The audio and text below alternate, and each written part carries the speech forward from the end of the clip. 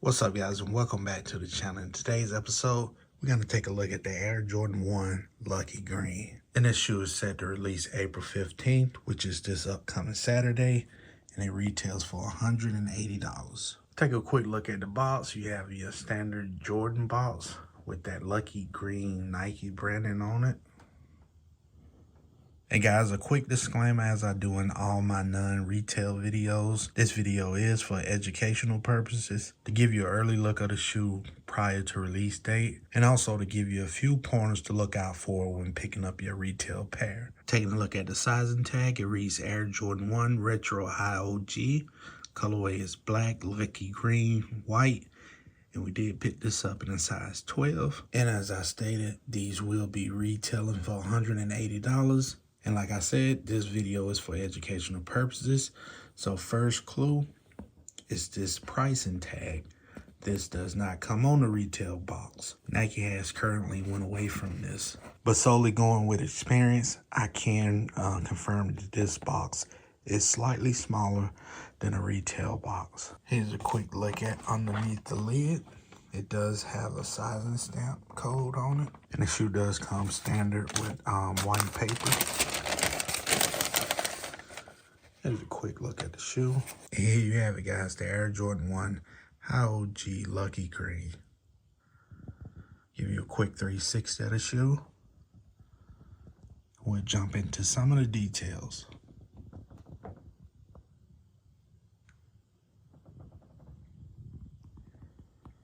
Very vibrant shoe.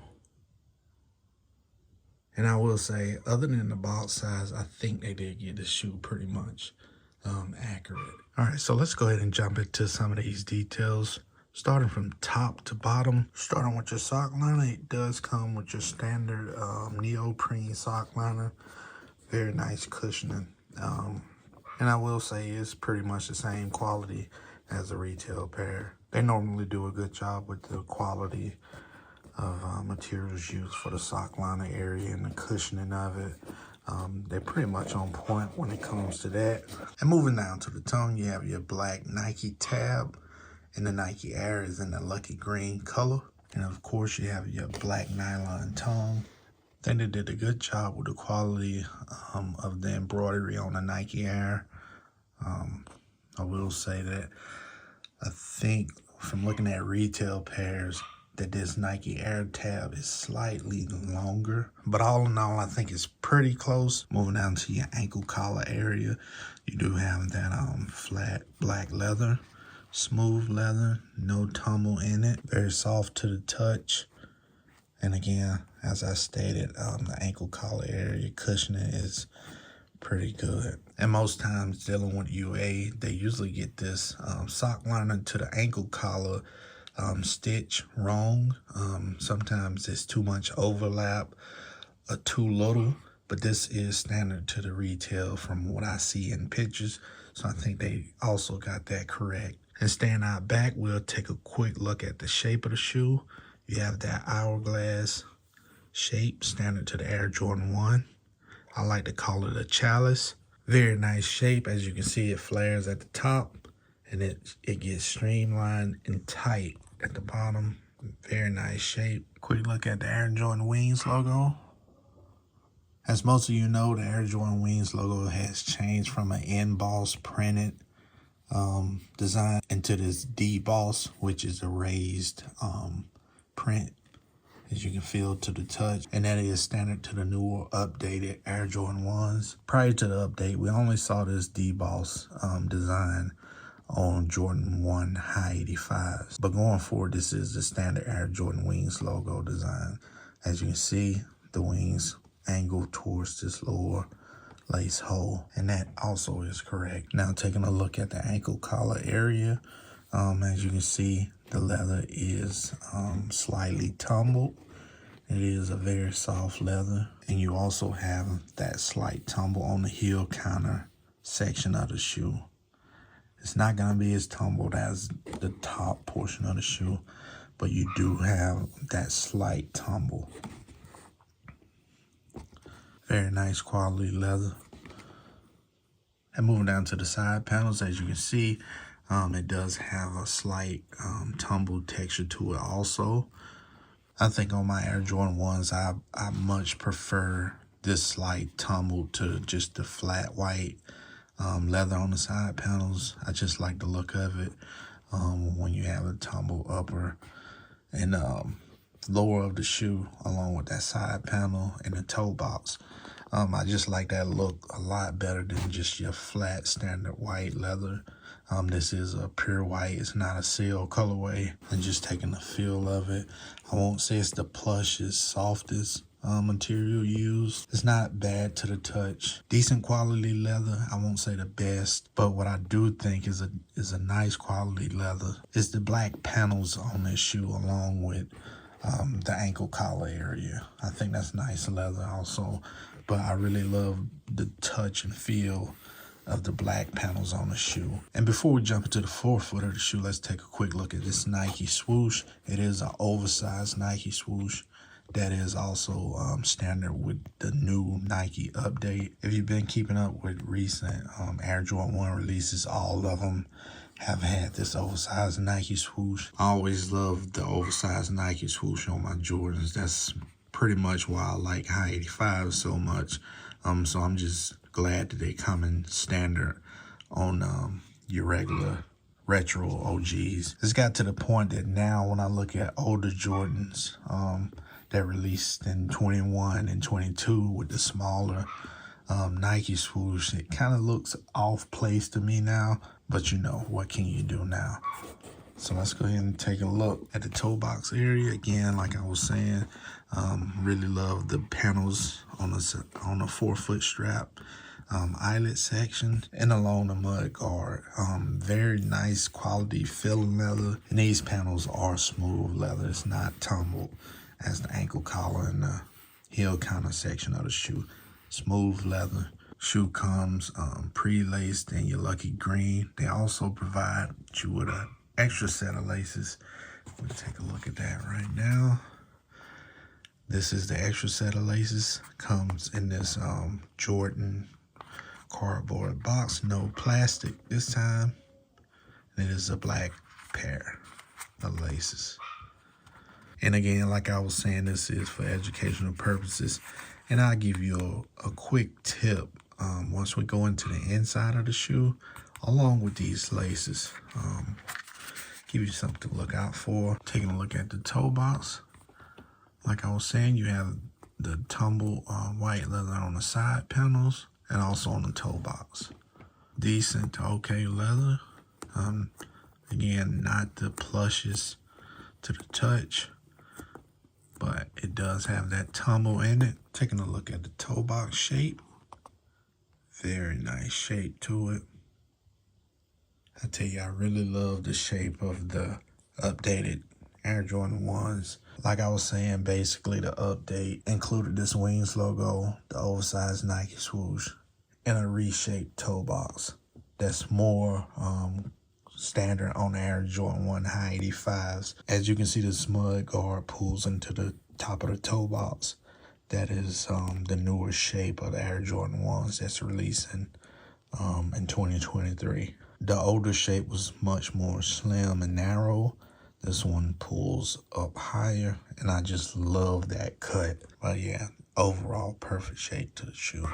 Moving down into your midsole, you do have a pure white midsole, your standard Jordan 1 midsole. Last but not least, you have that lucky green outsole. Beautiful color, very vibrant. It's not a dark green, very light green. It almost has like a blue hue to it. See if I can get that to show for you. As you can see on the cut of this leather on the ankle collar strap, it has a blue hue in it. I think that's one of the favorite parts that I do like when you look at this color. It's not your traditional, just, you know, light green. It does have a very slight blue hue to it. It really does make the shoe pop that much more. So let's go ahead and take a look at the medial side of the shoe. Very nice shape. Love the tumble in this ankle collar strap. Just look at that. Very plush, soft materials used here. Love that tumble. Even in your heel counter, you can see that tumbleness kind of fades away at the back of the heel counter. That's just, you know, the nature of the beast. When you're strapping this shoe down, it's gonna pull tighter here and stretch out the tumbleness of it. But you do have it in there. Really love the height between the ankle collar strap. That's standard on the high 85s also. And again, oversized Nike swoosh. You have your slight tumble on those side panels. See if I can get you a closer look at it. The texture of the leather. I think they did the shoe pretty much identical to retail pair. Let's take a look at that toe box shape. Perfect. Let's jump into the inside of the shoe. Again, as I stated, comes pre-laced with your lucky green laces. I think I prefer the black laces more from seeing videos and pictures of them on foot. I think I'm gonna go with the black laces. If not black, I might try white. But the shoe does come with paper shoe tree.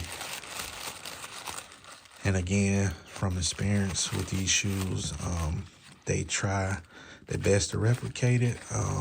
But I'm pretty sure that the retail pair will be a much more tighter packaged shoe tree to it.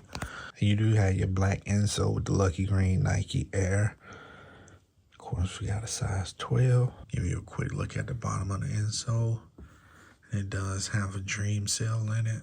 I want to say that from watching wear testers videos that Nike was doing away with this dream cell. The stamping anyway, I don't think it's on the retail pair. Quick look at the footbed of the shoe for those that are interested in it. So a point I wanted to make with dealing with UA shoes, and what I wanted to throw some educational things out for, has to deal with, just take this paper shoe tree for example. Normally UA would put like a cardboard shoe horn in the shoe, while retail will do paper. So they step their game up and they use paper now. And also retail has kind of strayed away from the plastic extra laces coming in the little plastic bags to this cardboard recyclable material. And as you can see, they also provide you with the same exact recycle box. I mean, just stop and take a look at the quality on this box.